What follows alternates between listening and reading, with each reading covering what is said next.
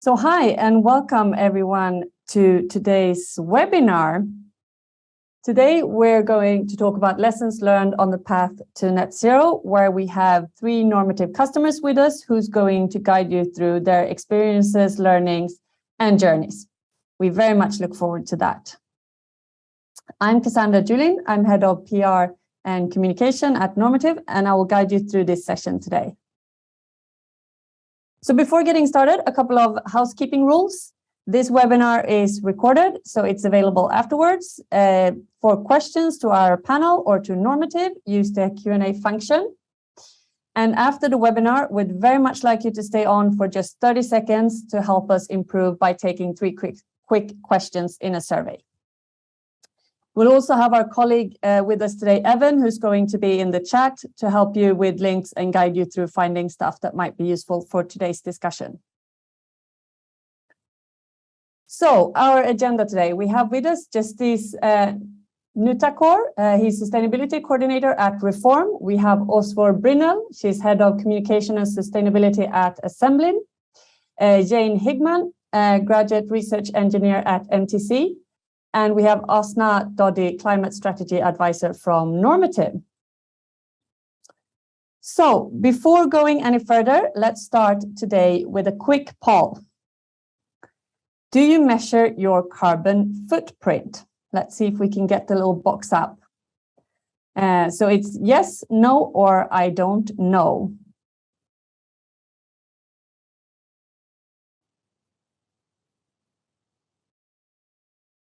Do you measure your carbon footprint? Let's see if we can get the answer to that up. Yeah, 58% said yes, 38% said no, and 4% don't know. Okay, that's very interesting for today's discussion. So I'm going to start today with telling you quickly about Normative and what we do. So we work to make known the sustainability impact of all economic activities on the planet. Now, what is so important about carbon emission and carbon reduction, and what's the key issue? This is something that we often refer to as the accuracy gap. So what this means, or what's behind the accuracy gap more accurately, is 40% we've seen, or it's been seen in a survey, is that calculations completed in-house could be up to 40% errors in total emissions. We also know when it comes to capital that up to $130 trillion are committed to businesses on net zero journeys. So 40% of the world's capital. At the same time, 70% of employees determine their long-term commitment to their company by evaluating its sustainability plan. So sustainability matters, and also 50% plus of carbon reduction investments are ROI positive, according to a McKinsey survey. So there is an accuracy gap in terms of the emissions that we measure and the truth that we see out there, and that's something that Normative is working to address. So what we do is we deliver the world's most accurate carbon emission profile through scope 1, 2, and 3 emissions, so that you can make immediate and verifiable reductions in your organization's emissions. So why Normative? Well, comprehensive coverage, and that means we cover scope 1, 2, and 3 emissions. So we do full carbon calculations. We have intelligent automation, which means it's less work for you and more automation within the process so that you can spend your time where it matters. It's also about our scientific accuracy. We built on a foundation of science and normative assurance, compliance, finance reporting, certifications, and more. Here's an example of businesses we work with. So you're also going to talk to some of them today, but some names to mention: Hitachi, Hertz, Flying Tiger, and so on. We come from academia, government, and tech, so that means that we're working with the best in class when it comes to developing our carbon accounting engine and driving the discussions for a better climate. So that was the short about Normative. Without further ado, let me introduce our first speaker today, Osvar from Assemblin, who's going to tell you about her sustainability journey at Assemblin. Welcome, Osvar. Thank you. I'm pleased to be here today. My name is Osvar Brynel, and as you said, Cassandra, I'm from Assemblin, which is one of the leading Nordic installation companies. What we do is that we provide a broad range of technical systems, such as electricity, water systems, heating systems, sanitation, electricity, sprinkler alarm systems, etc. Above this, we have a quite large business within building management systems or automated systems that we're using to optimize both energy, but also indoor climate, water usage, etc. And this is important to us because that makes our contribution to the buildings connected, smart, and also more sustainable. Assemblin is quite a large company. Our net sales today is roughly above 12 billion SEK, and we have around 6,500 employees. I started at Assemblin in 2017, and that was in connection with a new Swedish law on sustainability reporting for larger companies entering into force. So one of my first tasks was to produce a sustainability report. That was the first one for us. And since Assemblin not only is quite a large company, we are heavily decentralized, and we quickly understood that we needed a system helping us to collect sustainability data in general, but also to calculate climate data in specific. And this is when we first met Normative, and that was back in 2017, 2018. So I believe we might be one of the first clients of yours. And to me, collecting and presenting data, that was our first step of our climate journey, I would say. And to me, it's really important. We did not only manage to present it was the first sustainability report we did, but it was, I was not very proud, but I think it was a good one. And we could present KPIs in different areas that were material to us. Having data not only is important for reporting, but I also think that the data gave us that was the basis for us beginning to discuss climate in the management team and also in the board, because at that time climate was not high on the agenda for us internally.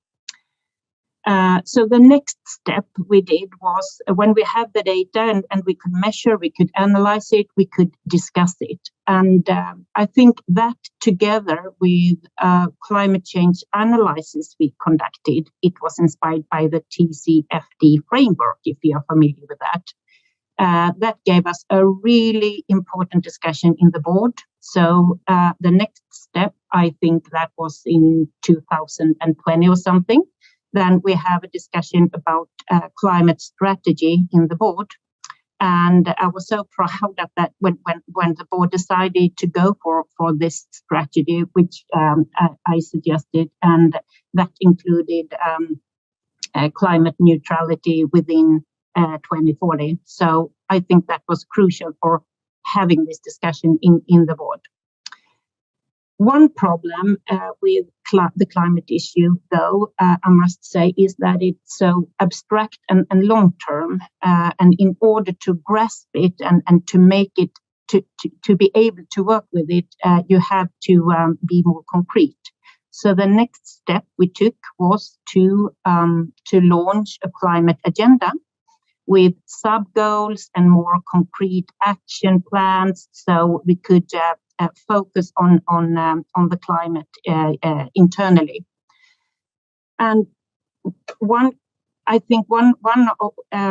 of the crucial things we did was also to integrate this climate agenda into the way we work with business planning. So in an early stage, it was integrated with our business plan and also our yearly action plans. So that made it it also helped us to talk about it and to work with it and to launch a lot of initiatives in order to reach the targets we had set. So I think that was really a big step for us as well. And in this climate agenda, to begin with, we have focused most on Scope 1 and Scope 2, because that is the easiest to work with. And for us, we have a very large car fleet. We have roughly,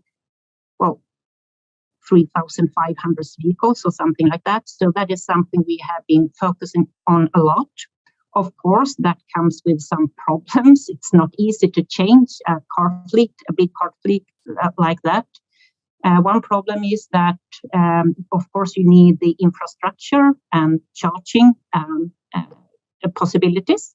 So that is something we have been working with. And secondly, another problem was that the cars we are using, we couldn't buy them from the beginning because the batteries weren't powerful enough.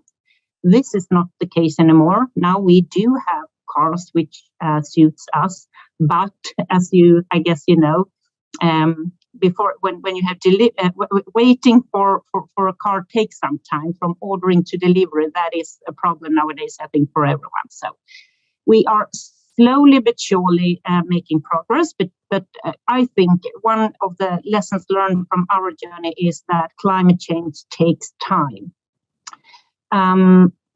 We also track Scope 3. I just would like to mention it, but for now, for the normative way of doing it, the cost-based methodology is the best we have. We are struggling hard since the material we are procuring is quite diverse, and it's not that easy to find environmental data from the producers. So we are not able to track, on what we would like to do is on a project level to provide climate reports on a project basis to our clients, but that is not doable at the moment. So it's something we're struggling with and working hard with right now. So to conclude, I must say that I think we are on track. We started the journey, as I said, in 2018, and if you compare our numbers 2018 to now, you can see that we have made some progress. But what I think it's important to understand when it's about climate is that it takes it's a transition, and you do have to do a lot of things. I talked about the problems with cars before, so I think to start with, it takes some time to lift off. It's difficulty in the beginning, but I'm confident and I really believe that we will have this effect going forward. What I'm glad is that climate today is not. It's really something which is a key focus area for a lot of people in the organization. That was not the case when in 2018. But things have happened. There are things in our environment which are changing, and of course that is also helping us. So I think I end now. I'm open for questions later on, but thank you, Osvald. I think that's very interesting, and I'm glad you are positive that the trend will turn for big impacts from assembling. So that's great to hear. I have more questions for you in the panel, and if anyone else has questions, then feel free to pop them into the chat. I think one of the things that is interesting from your organization's perspective is that you're actually bound by legislation to report on your emissions. So as much as you choose to do this, you also have to do this, which, it's a key driver. But also our next speaker, Justice, we talked before as well in the briefing, and you are not bound by legislation now, but expect that it will come. So please tell us about your story and how you worked with Normative. Well, thank you for having me. I'm Justice and a sustainability coordinator at Reform. I think I've been at Reform, 8 months now. And at Reform, we're a kitchen design company with the aim of offering accessible and adaptable kitchens. But we started with the IKEA solution where you could buy Reform fronts. If you already have an IKEA kitchen, that could be replaced to give you a premium design kitchen. And my role here, together with our director, we are responsible for driving and executing our sustainability strategy, including climate initiatives and social strategy. So we do a lot of sustainability product framework designs and also work in conjunction with other departments to be able to deliver on our sustainability targets and SBTi commitments. And to start with this, I think we've already seen the new IPCC reports. I think it was out earlier this month, a few months ago, if I'm not wrong. And if you haven't read it, I think it provides additional details on what is needed to limit our emissions to the 1.5 degrees Celsius. But I think the central message and the urgent call remains the same. I think we need to act fast. And at Reform, we are aware of all these global challenges, being it from climate change, the natural resource scarcity, or to whether inequality or social impact as a sustainability as a whole. We are really aware of this. And as a kitchen design, I think we depend directly on natural resources. So it was no brainer for us to start this climate journey. We are also well aware it takes a lot of collaboration. I think listening to your stakeholders is very important for us. So it takes a lot of hard work with both stakeholders. And through this, we hope this can help us be change makers for our industry. So for that reason, we've committed ourselves to protecting biodiversity and nature. And I mean, sourcing responsibly when we want to produce our kitchens and also trying to mitigate our carbon footprint. It also comes with being accountable and transparent in all this, our environmental endeavors. So that is something we are really looking at. And apart from climate being a main reason on embarking on this journey, I think sustainability as a whole and also climate action, I think it's at the forefront of many business practices these days, and it brings a lot of opportunities. I think many people fail to see from this angle of point, and we are seeing a lot of increasing customer and investor focus on sustainability. So us having a strategy and a program in place is very, very vital for us, and us is the effective communication of this progress. So it's something we are really looking into, and it's really important. This journey for us, even though we started just a year ago, we've seen how important it helps businesses thrive, whether being it in efficiency ways, whether it's energy usage or water usage. It also improves brand value and reputation. And also it's a big platform for innovation, especially if your company deals with product development. And this really helps. And I think not so long ago, this used to be called compliance, but I think it's moved from nice to do to probably should do. And now I think it's a must do. So it's very business imperative. And that's also another reason why we are doing this. It's being a responsible business. And also, like you mentioned earlier, we are not bound by any legislation as of yet. But I mean, we know the EU taxonomy and the corporate sustainability reporting directive is also just around the corner. And I think this has been expanded. I think it's an update on the non-financial reporting directive. So in a few years, this is going to be covering us. So it's already really important for us to get ahead of the curve. So when the time comes, we already have our KPIs and our data and everything ready to report. So it's been really, really interesting for us. And also talking about stakeholder requirement is also very important for us, being committed to delivering the value for all our stakeholders. I mean, there's a big shift now in the minds of consumers. Sometimes I get questions specifically asking, our kitchens being responsibly sourced and where are these materials coming from? So that's, as much as it's interesting, it's a lot of motivation for us to do this work in the right direction. So we are looking to deliver unique and sustainable solutions for our customers and our suppliers. So that is why last year we developed our sustainability strategy. I think it's a 4-year transformational plan. So we've managed to put together a very robust long-term strategy that is approved by the board. And that is also very important for us, that this is a system level strategy, not just something that's faced in the sustainability department. It's both from the directors. So this has been signed on by and approved by the directors, which makes this a corporate strategy now. So it's not just a sustainability strategy, it's something that we wanted to run through the whole of Reform's business.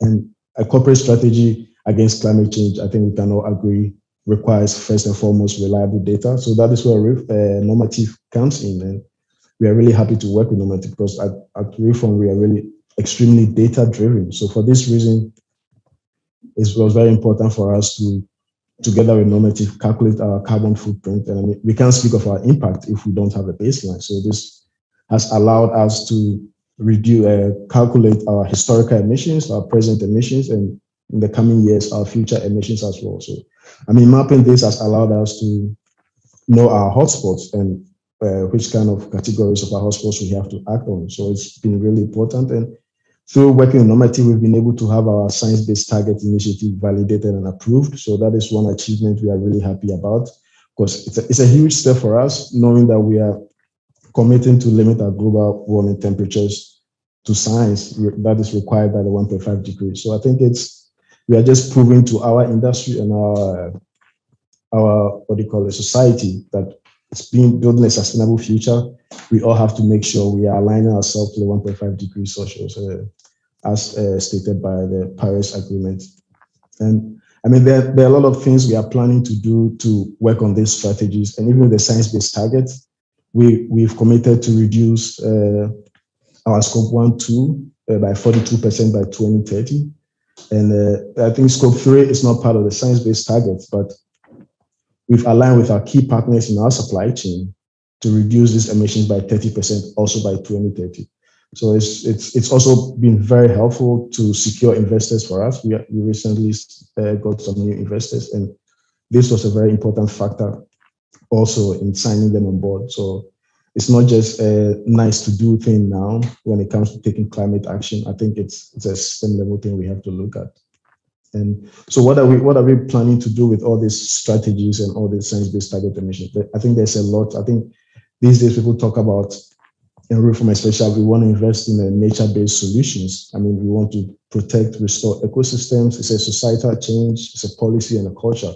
It's all about transformation, I think. So we are transforming our business model and products. We are working on sustainable product designs and investing in our supply chain. I think we've realized that almost 97% of our emissions are coming from our supply chain, being in transport or suppliers. So we are investing in our transport, especially with new green logistics solutions, which is really exciting for us, and also partnering with the WWF to fight against climate change. So we'll be allocating investment for biodiversity conservation and climate protection projects. So we're also collaborating with our main stakeholders in the supply chain to help them be less carbon intensive. So it's been really exciting. And being a product company, it's imperative that you look at your product from a life cycle assessment perspective. And that is what we've done. I think most of 80% of our portfolio has been assessed through a life cycle assessment perspective. And that is very important for us. And through that, we've realized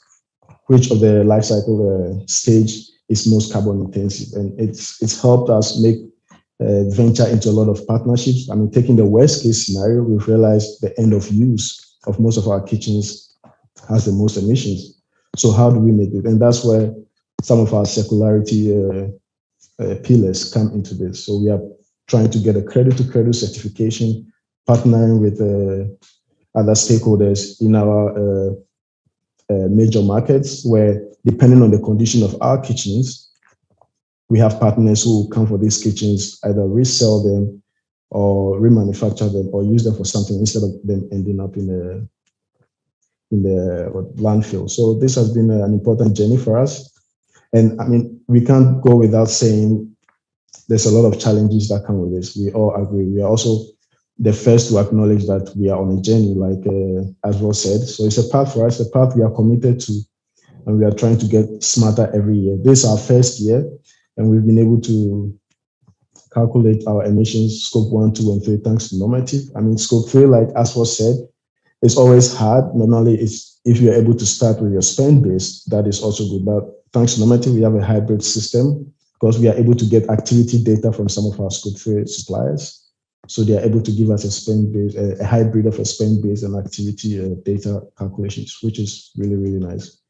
So we are looking forward to working further with Normative. There's a lot ahead. Indeed, we cannot deny there are many challenges, But I think it goes without saying that the benefits absolutely outperform any doubts and hassles associated with these difficulties. So thank you, and we'll take questions later, I suppose. Yeah. Yes, thank you for sharing, and agree we will save the questions for the panel as we have one more case to present. But I think it's really interesting that you present that, it's not about a matter of, if to start, it's just when to start, and that you talk about the benefits of starting early and having this in place when the legislation is going to hit you, and also touching upon the other benefits such as, access to capital, the importance from the customers, that it's, good for business to do this. So let's bring the next case to the stage. We have Jane Higman from MTC. Hello all. Yes, I'm Jane Hyam. I work for the MTC. I'm a graduate research engineer. Bear with me one moment. I'm just going to share a screen with you because I want to show you the data that shows how much Normative has helped us. So the MTC, that stands for Manufacturing Technology Centre. We're a research and technology development group based in the UK. We have just over 800 employees, and we work across all manufacturing sectors, trying to improve and particularly make those more sustainable. Because the UK has signed up to net zero by 2050. The Paris Agreement became UK law in 2019-2020. So I just want to set that scene a little bit more for those of you who might not know anything about sustainability and legislation in the UK. So government departments and local authorities have to calculate their Scope 1 and Scope 2 emissions, just Scope 1 and Scope 2, and have to report on them. And any companies that bid for government funding or universities, research organisations, they have to have a net zero plan of carbon reduction. So that includes ourselves. We are partly government funded, so we're included in that. We have to have that net zero plan by 2050 in order to apply for government funding. And large quoted companies also have to report Scope 1 and 2 emissions. We fit into that. So that is as much as we have to report, but it is just calculating Scope 1 and 2 legally. We choose to calculate and report on Scope 3. And we do have to have a net zero reduction plan. Coming into legislation is that far more companies are going to have that plan to hit net zero. And of course, then we all have to hit net zero by 2050. So we choose to do a little bit more, but the legislation is there. Legislation generally is pushing big businesses. And so it is people in their supply chain then that are having to follow along to comply and to win business from these big businesses. So for example, if you're a supplier for aerospace and you wanted to get in with Rolls-Royce, you would have to be developing this kind of work and reporting on these emissions in order to qualify for that. So the legislation's only really at the top level of businesses, but it is pushing down through different levels because of the supply chain. And that's kind of how it is in the UK at the moment.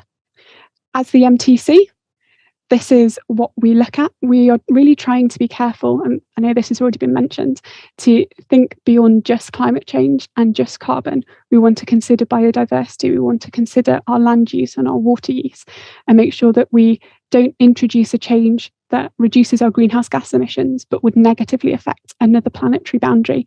As you can see here, that we are exceeding a safe range on multiple planetary boundaries, so we need to consider all of that. We calculate, as I've said, Scope 1, Scope 2 and Scope 3. We first got our head of sustainability in 2020, and then I joined the team a few months ago. So it's just the two of us working in it. And we are reporting. We began based off our own data, mostly from bills. And then we've brought Normative along, particularly to help us with Scope 3 to improve our assumptions there. It's already been mentioned about that gap in accuracy, and that's something we definitely felt and realised we needed to ask for help on. Our plan for reaching net zero, or what we're striving for, is that by January next year we will be carbon neutral. I'm sure you all know this, but just in case, carbon neutral means that takes care of Scope 1 and Scope 2. So those emissions, there will either be no emissions or any emission will be offset. We've set ourselves a stretch goal to be net zero by 2030. And we've committed to a regional pledge to have achieved it before 2041. And then there's the legal requirement that it has to be done by 2050. But as you can tell, we're aiming for far in advance of that. The KPIs that we're interested in And again, this is to do with looking across all of the planetary boundaries and considering sustainability as a whole in our business. So we report annually our carbon footprint. We report our water footprint. What we want to do, and we haven't figured out how to do this yet, is have a look at what percentage of our work is having a sustainable impact. Because as has been discussed by other speakers, sustainability is a transition, and it needs to be a mind frame that affects all of the work we do. There's no point us collecting all of this data and working really hard to make strategy if the people that are running projects and doing the work aren't choosing to make sustainable decisions themselves. And so we want to get a better measure of that. We're interested in social value, and that's something that we've begun to measure too. And we have plans in place to begin to measure biodiversity on our site by getting a professional body to come in and conduct biodiversity surveys. And we also measure our waste. We compare everything to a baseline year, and for a baseline year, we picked 2019 because it was before the disruption caused by COVID. And so we think that shows a more accurate data on how much energy we use and how much waste we use due to people being on site and work being slowed down over COVID and all of that we all know has happened. So we always compare our data to the 2019 year to show how that's improved. But just to note, since then, we've taken over another site in the UK, and so that has slightly skewed some of our data. As I mentioned before, we began calculating this ourselves. Scope 1 and Scope 2, we were able to calculate off bills that we used, water, gas and electric, and we were using the government conversion factors for that, just average conversion factors for the whole country. And we began trying to calculate our Scope 3 emissions too. We can get good waste data from our waste management contractor, and again, water data is readily available, but we were struggling with procurement data and transport data and commuting data. I just want to show you the difference that Normative has made since we've brought them along. So on the left is the initial calculations that we did for last year, financial year 2021. And on the right is the data that has come back to us since we've brought Normative along with us, and we've been able to use their data. And you can see the difference in that assumption gap and the accuracy gap that's been talked about. We weren't able to measure across as many different categories. We had to group things together. We were using, as I said, the conversion factors from the government, which are national averages. We weren't taking into consideration specific businesses that we use for transport, for example. Our Scope 2, which for most people is their electricity, indirect emissions, we were using the national average for the UK electricity grid. What percentage of that is fossil fuel and what percentage of that is renewable. And when we've gone to Normative, they've been able to use our direct supplier, and sadly, our direct supplier is worse than the average national grid makeup of renewable and non-renewable. We are, at the end of next month, able to move to a fully renewable supplier of electricity. So that should go right down. But you can see that the biggest difference of all is in those Scope 3 emissions. And that's because Normative are so much more accurate with the method that they use. And because it is broken down into all of these categories, and there are more categories, they're just not applicable to us because of the work we do. So we hadn't looked before, for example, at fugitive emissions from some of the equipment and machines that we have. Thinking about the materials we use. Could we change to recycled materials at the start of our processes? The transport of goods, the business travel, all of our transactions, and splitting them into categories. And that meant that we were underreporting our Scope 3 by quite a lot, as you can see. So I wasn't at all surprised by the data that was shared at the start. If anything, I think 40% out is probably far less. I think we were definitely more than that out in what we were reporting. But I still want to encourage you to have a go. One of our biggest lessons learned is to start collecting data, make assumptions. You're going to have to make assumptions, make the best assumptions that you can, get the best data that you can.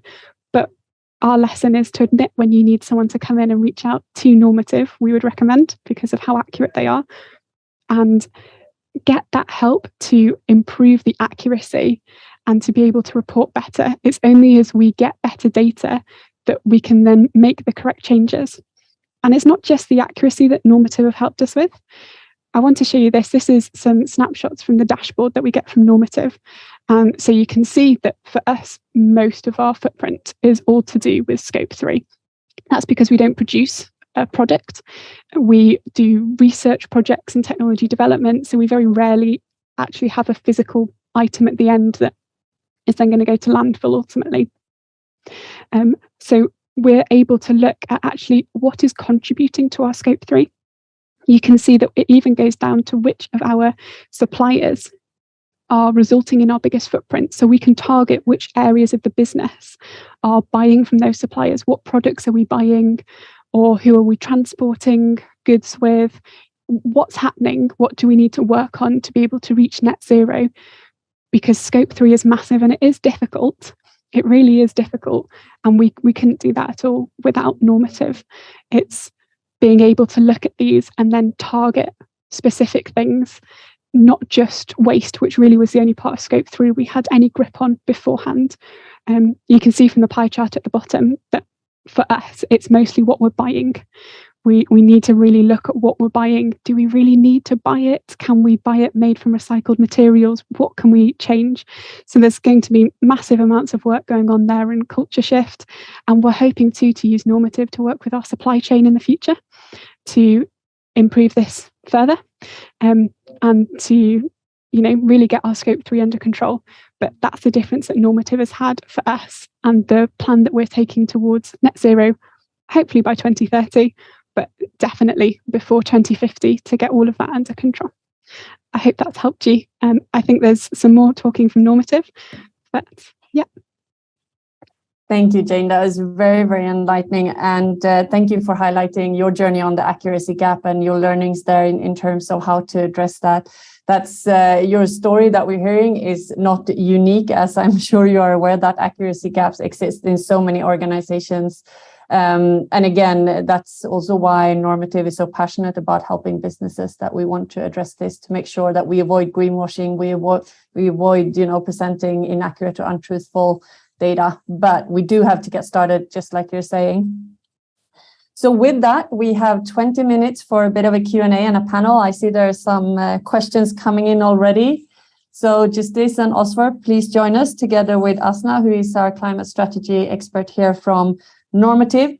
Perhaps I can ask you all around the table for your biggest learning when it comes to working with your emission. I mean, Jane, you touched upon, get started early because it is a journey. Is there anything you'd like to add to that? I definitely echo, do something, get some assumptions, collect data. That for us is our really big challenge. Getting data, getting it in a timely manner that doesn't take too much of our resource. That's something we're still learning. I don't think anyone anticipated how much effort and time was going to be taken in collecting that data. And we definitely are going to be working with procurement to improve the data we collect.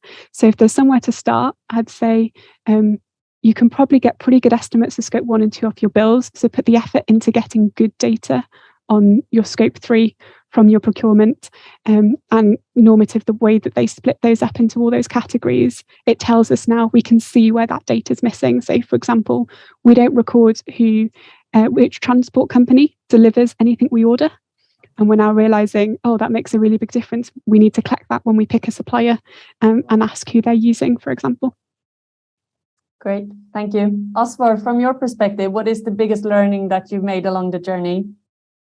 Yes, I agree that starting to measure, that's the most important. And of course, you don't get it right from the beginning. But one lesson I learned, since we are decentralized, as I said, in the beginning, we were not so specific on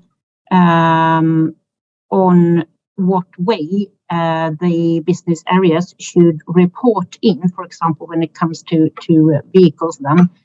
If they reported kilometers driven or if they reported fuel, etc. And then after a couple of years, I noticed that we needed a consistent and streamlined way of getting the data in a streamlined way.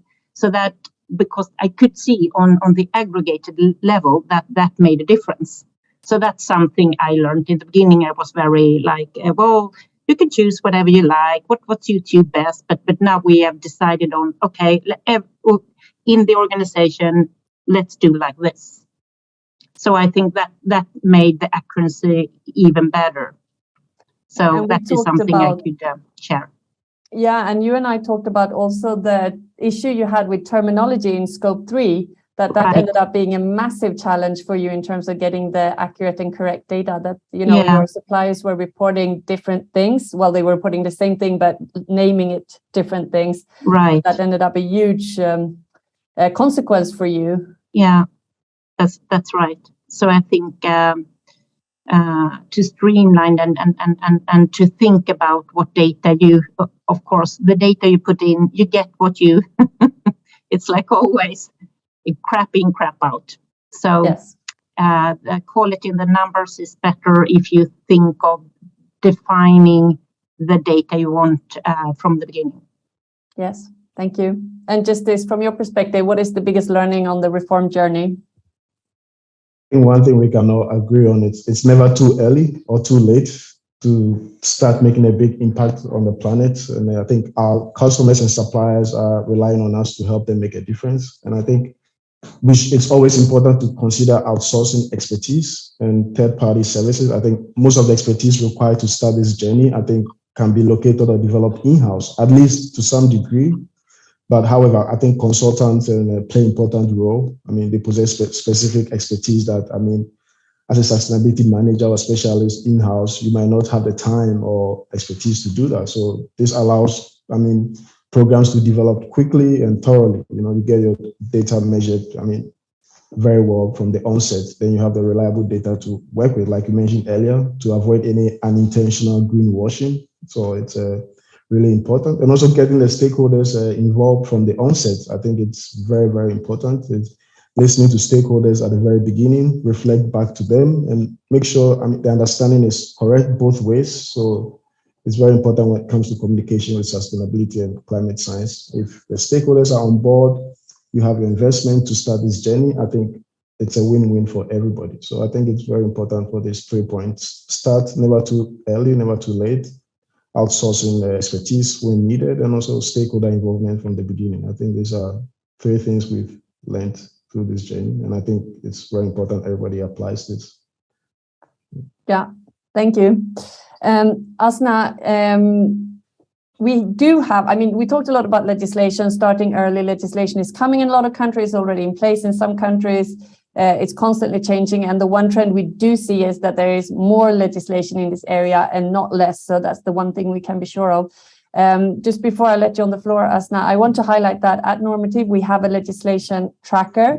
So if you are unsure what legislation that applies to your business, you can put in a couple of simple data points in this tracker, and it will tell you what legislation that is applicable and what that means for your business. So Evan, if you can please pop that into the chat so everyone can have a look that feels the need to. But if you want the quick overview, then Asna, please, can you say a couple of words of what's going on in the EU, US and UK specifically?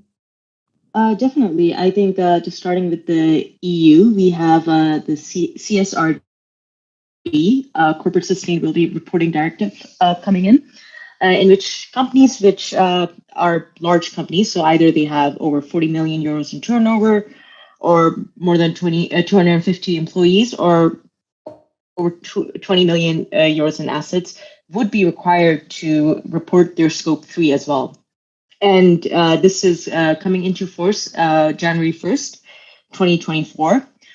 It is important to note the general trend we're kind of seeing with legislation is that it's becoming more and more strict. And it's in most of them, as I'll talk a bit more about the UK and US, is only focusing on scope 1 and 2, but the trend is moving towards mandatory scope 3.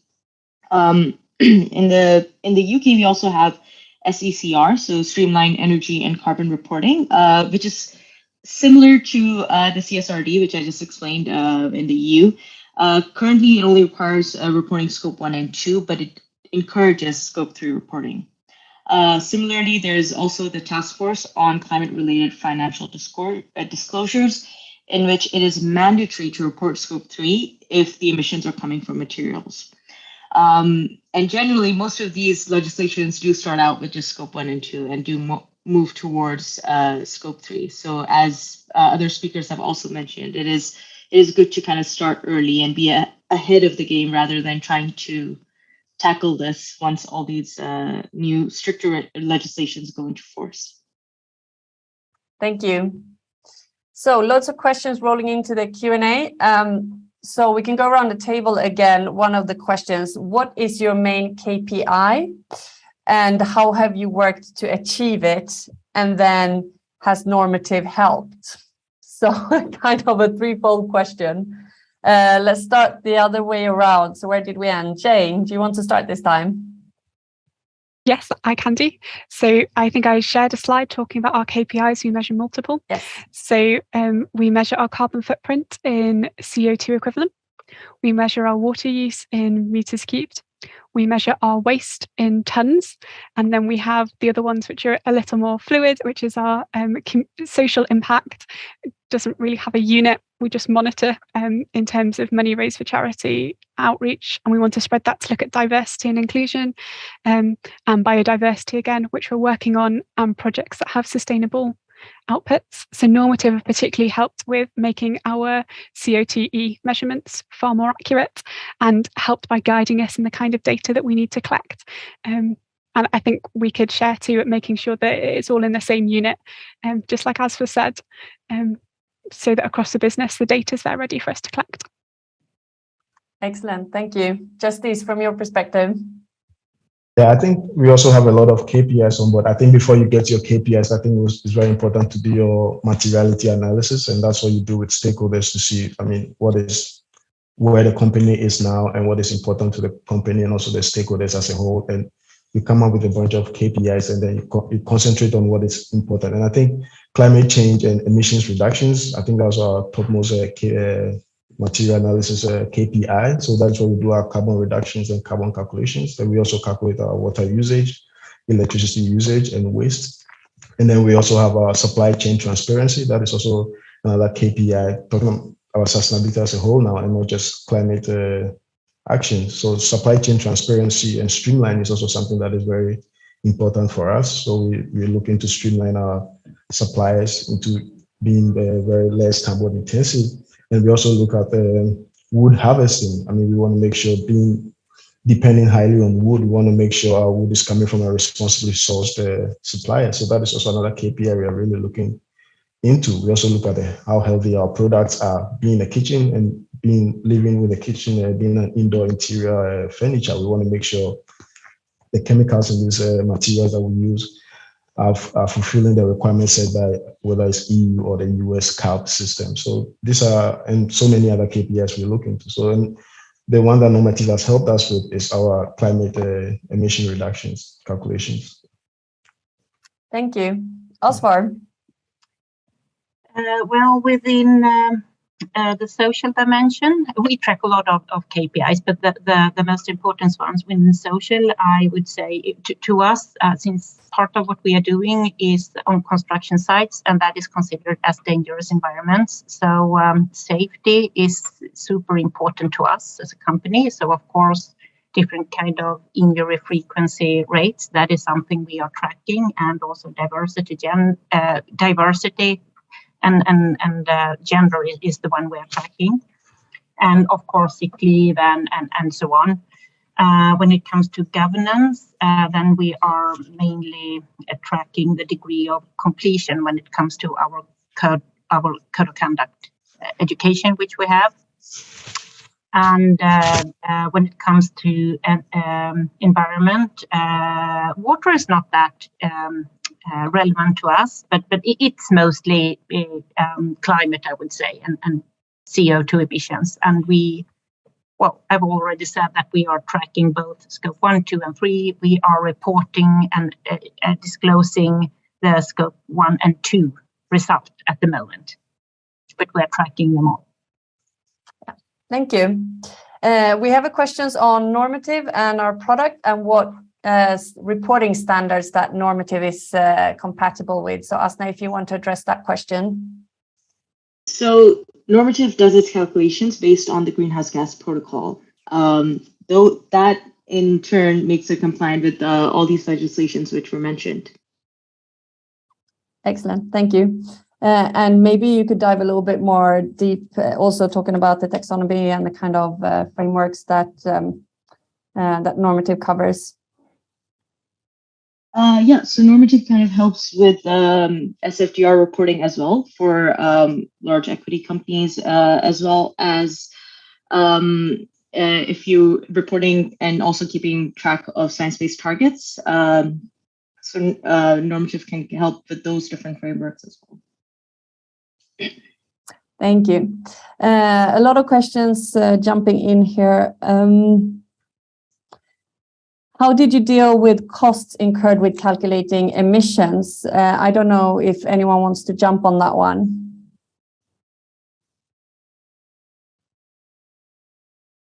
Well, yes.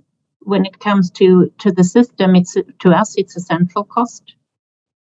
Yeah. Of course, that is. I don't. If that was the question, I don't know. Of course, we have been investing in techniques, for example, charging possibilities. That is something which is that is taken locally, so it differs. Yeah. I think you also talked in your presentation about the board and the alignment, and this is a company decision, so the costs are covered. You know, if the business is committed to sustainability, of course there will be some initial investment, but like Justice was also talking about, that this can actually be good for business, that you will increase your business or make savings based on the investments that you make. Yeah, it is. I think it's important to bear in mind that, since sustainability is such a broad area, there are, of course, conflicts in some of the objectives you have. So that is a discussion each year. What should we focus on for this year? And because you can't do everything at the same time, right? Yeah. So of course you have to prioritize. That I think we all need to do that. Yeah, I fully agree. And there's another question for you, Osvar, relating to how you calculate your different offices within Sweden, if you do individual calculations for them or if it's all aggregated level, if you'd like to address that. Yeah, and the answer is I only see the aggregated level. And then since we are so decentralized, I know that some of our business areas, they have chosen to also to break it down to regions and branches, which is our way of organizing. But some business areas have not. So business area wise, that is the common denominator, and then I aggregate it for group level. So then and then it's you could do it in different ways then, and it's up to the business areas. Thank you.